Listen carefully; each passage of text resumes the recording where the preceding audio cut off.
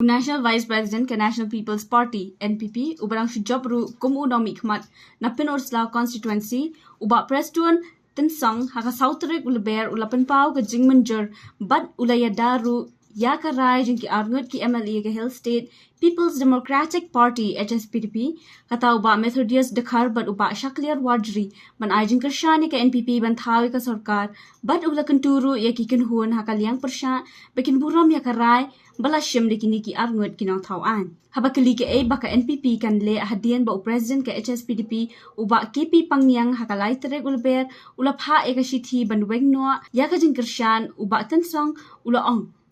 If the elected representative, though they belongs from one party, they can even merge. Even if their party says no, you cannot join the government A or B or C. But let me tell you one thing: if both of them are willing, the constitution is allowed.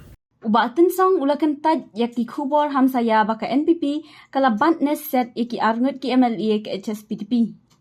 Not at all. That is not true. That is only rumors. Habakali hatu ka sarkar sunrap bathamai banyalam da ka NPP kanne uba Tynsong ulaong. Last 5 years we completed full term, and I assure you, we assure the people of the state that 23 up to 28 again we are going to complete full term. Shushu ulayathu baka NPP kala khot ru ekiwegi sengsan perthai but ula benrap ru bahado menta ki don omduna ya kalai pho arngot ki MLA but ken sapen shisha ya jingbuan ki MLA hakaliang jengki hakanyau terik ulber.